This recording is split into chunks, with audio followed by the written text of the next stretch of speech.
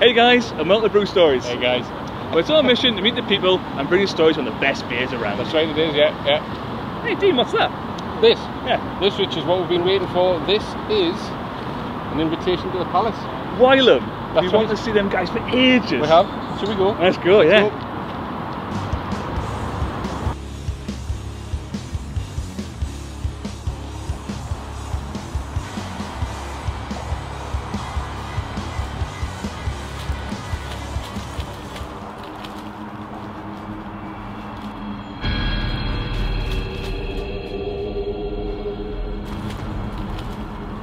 I am the guardian of the brew. Only those who really know craft beer and that have great beards shall pass this way. None shall pass. Oh, mighty guardian of the brew, but we've got to invite the palace. Dean, show them the invite. I said none shall pass. Okay.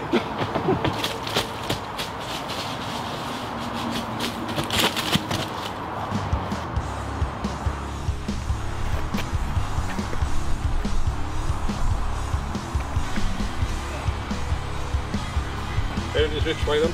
Didn't know who that thought was. Internet trolls, man.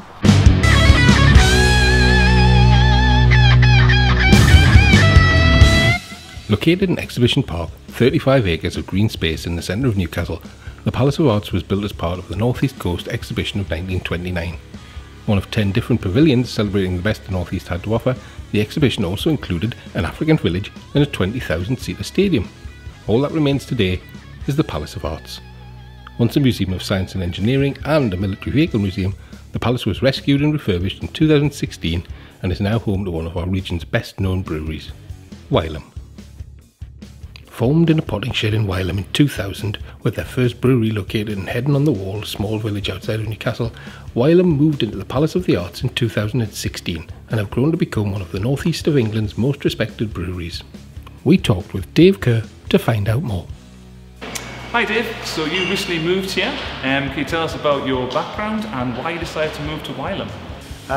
My background is 12 years in the industry. Started off as a lab analyst for Cameron's Brewery in the North East, mainly doing stuff for the contract side, a lot of testing and analysing for the big guys.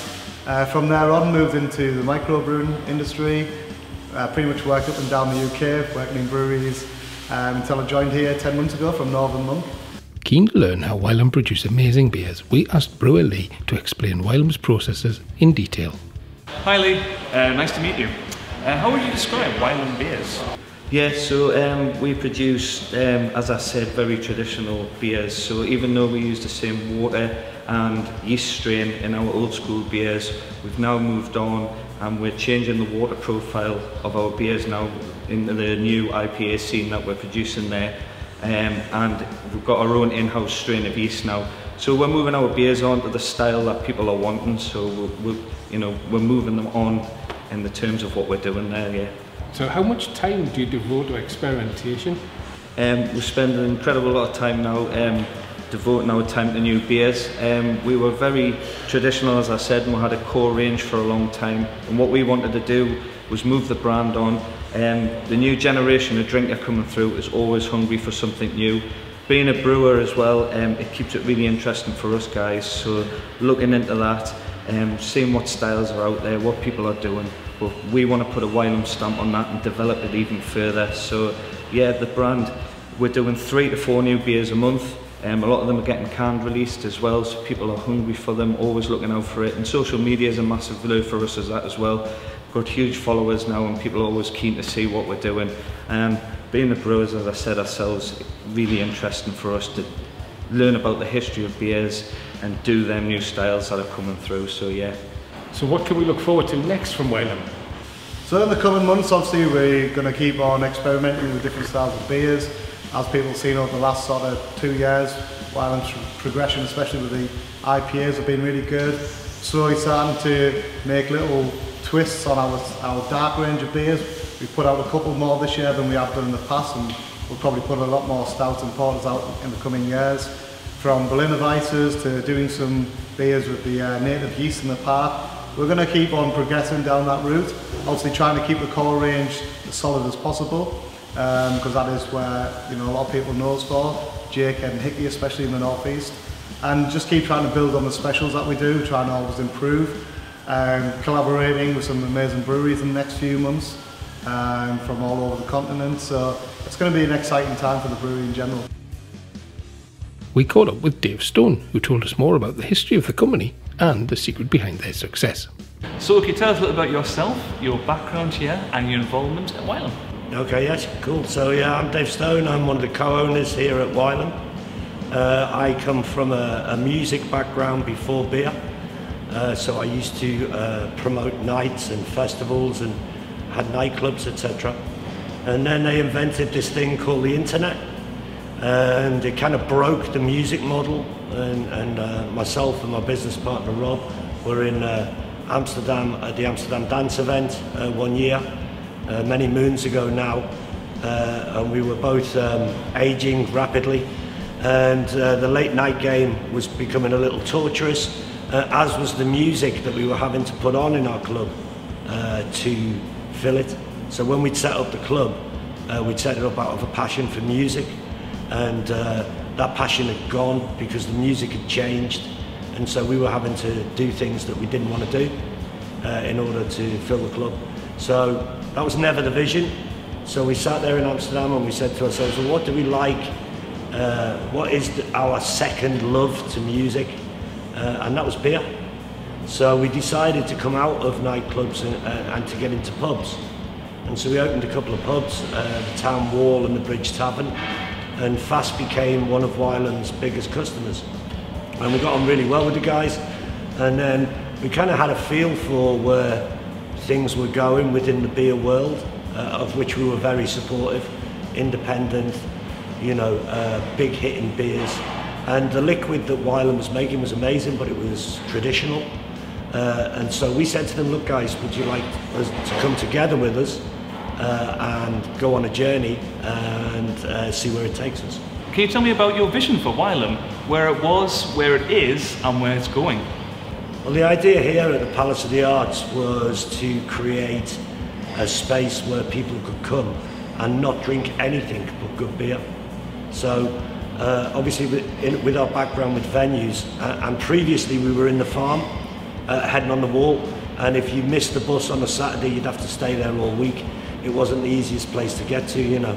So we were looking around the city for a location where we could put the brewery and then a venue so we could interact with fans of the brewery. And this came across our bows amongst another couple of places. And this is grade 2 listed building, although a demolition order had been raised against it thanks to the Tories and austerity.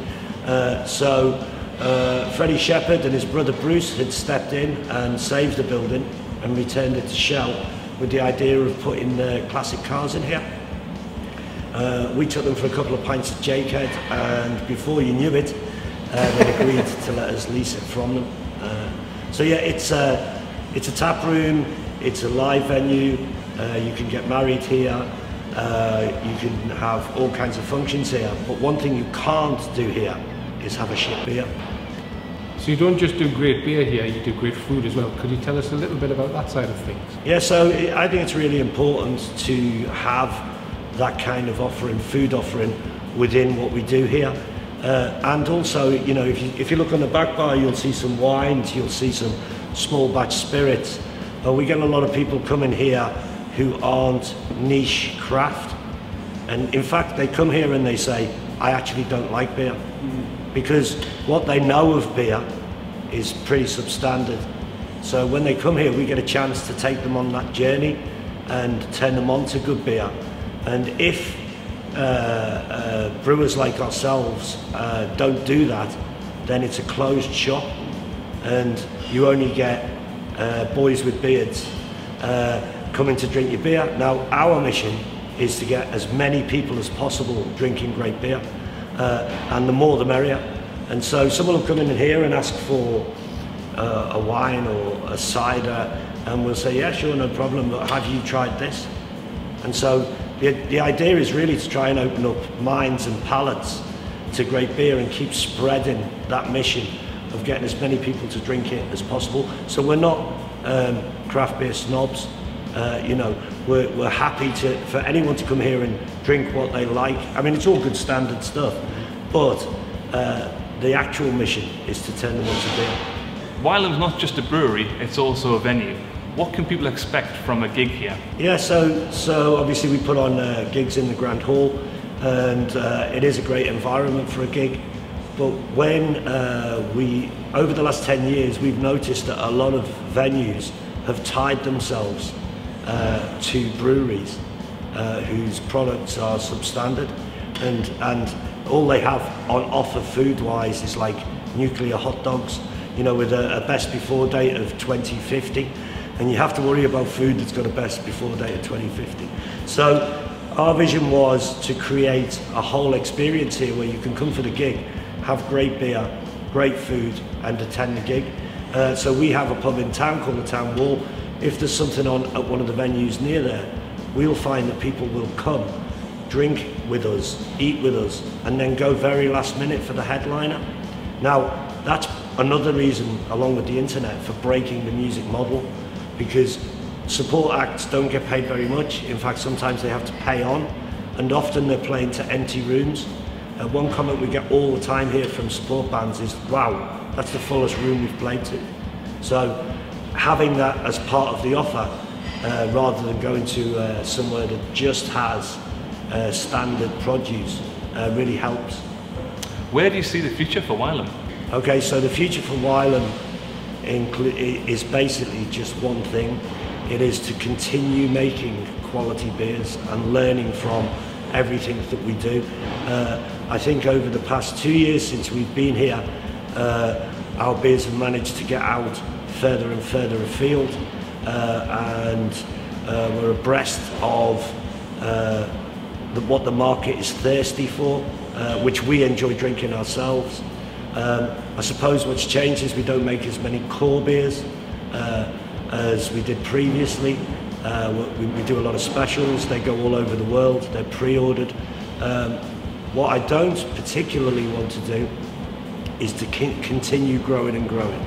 I want to get to a point where we can sustain ourselves, where everybody's looked after, where we're doing okay, but we can continue to make the quality beers and keep that standard there, because I think that there comes a point in a brewery's life where it has the option to volume up, and often when that happens the quality drops for lots of different reasons.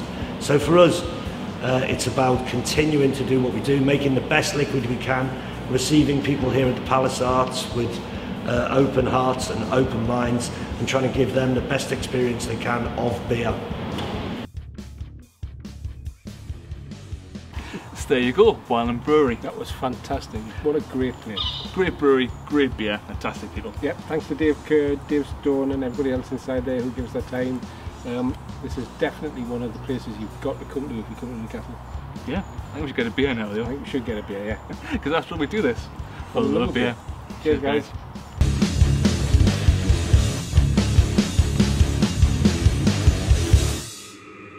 You would tell me about stupidness, wouldn't you?